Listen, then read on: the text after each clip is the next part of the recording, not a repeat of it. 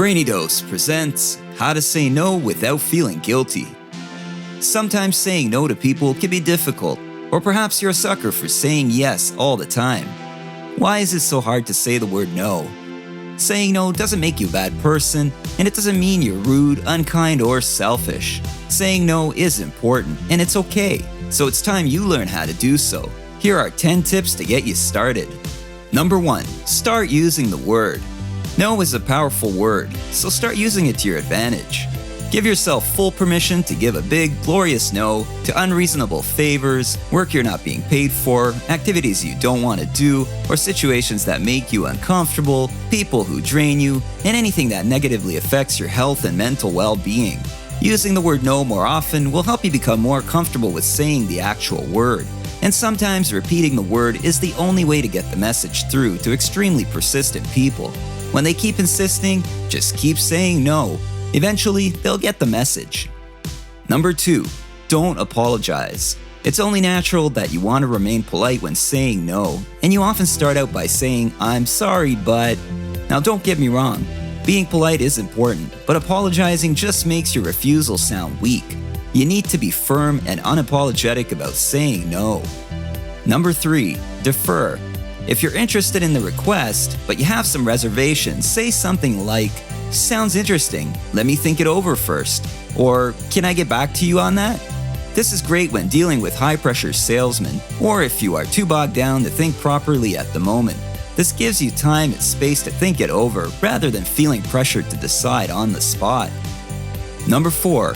Offer an alternative.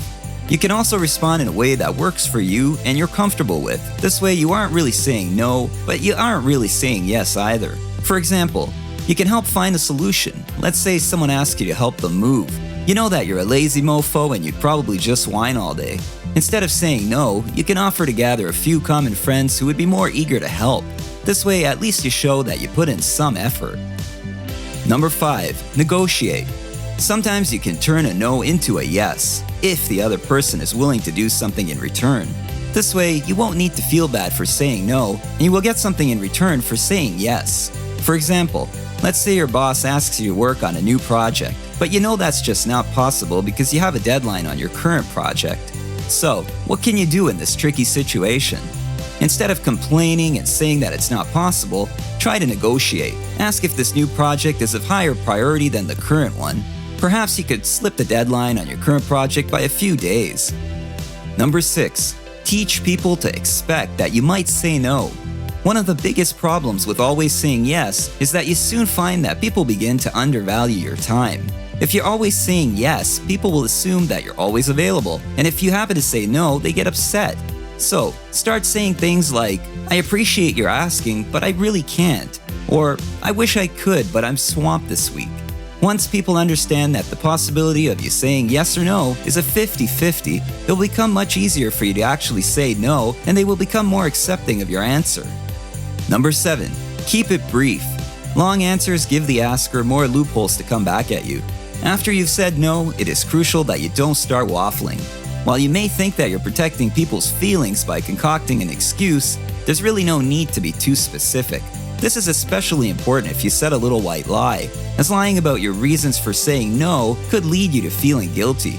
Remember, you don't owe other people a reason, and they don't have the authority over your life to tell you what should or should not matter to you. Number 8. Make a not-to-do list. You've made the decision to start saying no, and this is a great start, but now you will need a plan, otherwise you will likely end up falling back into your old ways. Take 10 to 15 minutes and make a short list of all the things you want to avoid and say no to. Things that create a drag on your productivity, or just things that you really hate saying yes to. The list could be something like, "I don't respond to text messages between 9 to 5, I don't schedule anything for Friday nights, I don't schedule meetings before 11 a.m., or I don't go out for drinks more than 2 nights per week."